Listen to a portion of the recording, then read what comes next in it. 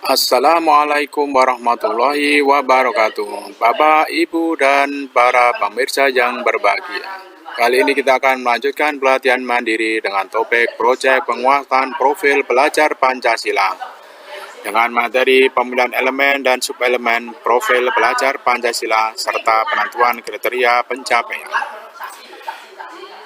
Mari kita lihat tayangan video berikut ini.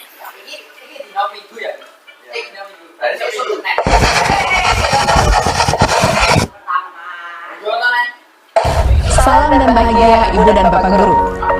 Selamat berjumpa kembali pada pembahasan merancang modul proyek. Di video sebelumnya, Ibu Bapak Guru telah belajar tentang bagaimana mengembangkan tema proyek penguatan profil pelajar Pancasila. Kali ini, kita akan melanjutkan belajar tentang bagaimana menentukan elemen dan subelemen dari dimensi profil pelajar Pancasila di modul proyek.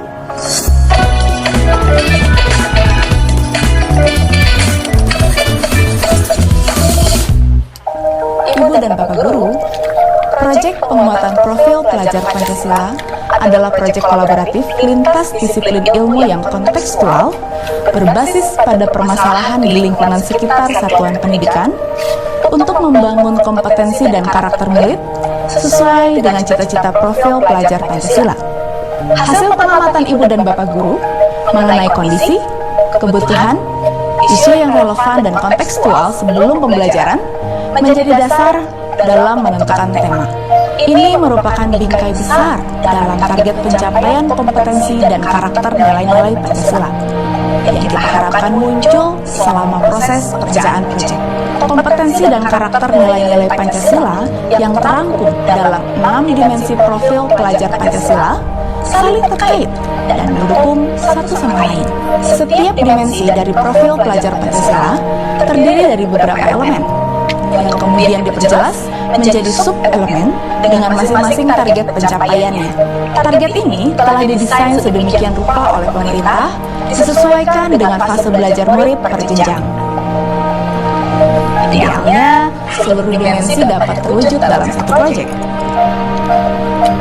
Namun, agar mudah dan terarah, dalam target pencapaiannya, Ibu Bapak Guru disarankan memilih 2 hingga 3 dimensi yang paling relevan sebagai hasil rujukan terhadap visi misi sekolah yang khas. Bagaimana dengan jumlah elemen dan subelemen? Sama seperti pemilihan dimensi, Ibu dan Bapak tetap disarankan juga untuk memilih elemen dan subelemen sesuai dengan fokus tema proyek. Disarankan untuk memilih hingga 2 atau 3 elemen dan subelemen dalam setiap modul proyek untuk membantu kita fokus dalam melihat kompetensi murid.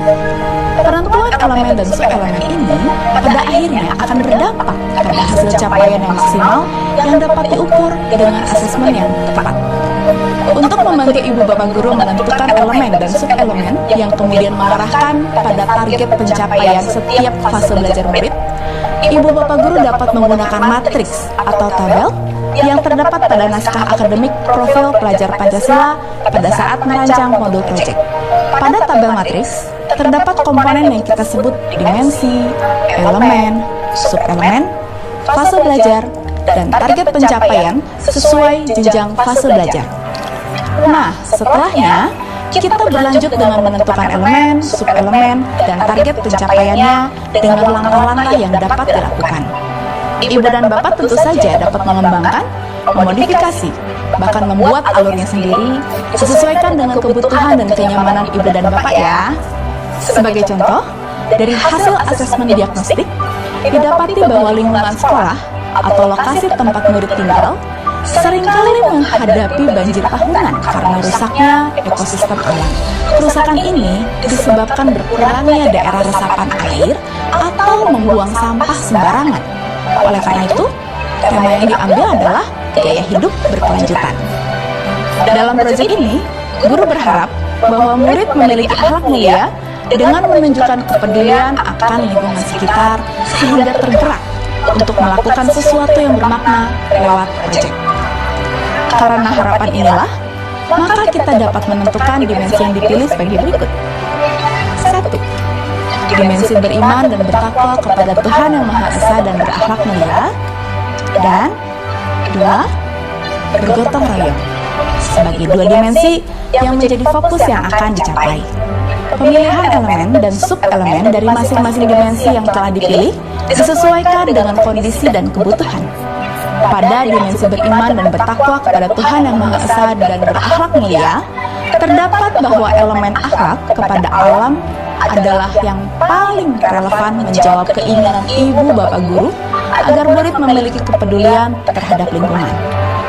Dari elemen akhlak kepada alam telah dijabarkan dalam matriks beberapa pilihan sub-elemen yang disesuaikan dengan kondisi dan kebutuhan murid, sehingga ibu bapak guru dapat memilih sub-elemen menjaga lingkungan alam sekitar.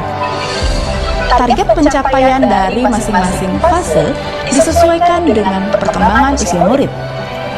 Misalnya, jika ibu bapak guru mengajar murid kelas 3 dan 4, maka untuk akhir fase B, murid diharapkan dapat terbiasa memahami tindakan-tindakan yang ramah dan tidak ramah lingkungan, serta membiasakan diri untuk berperilaku ramah lingkungan.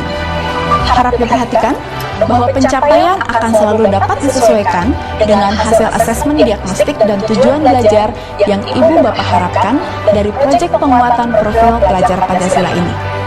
Usahakan ada kesinambungan antara pengembangan dimensi, elemen, dan sub-elemen dengan proyek sebelumnya dan berikutnya.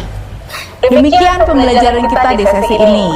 Diharapkan kita sudah mengerti cara menentukan elemen dan sub-elemen pada pembuatan modul proyek.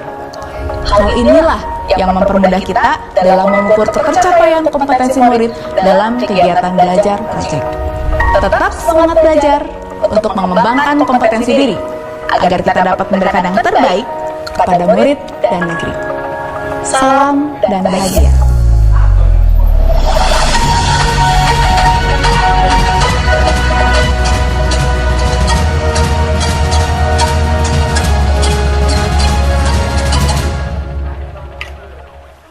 Sekian, Assalamualaikum warahmatullahi wabarakatuh.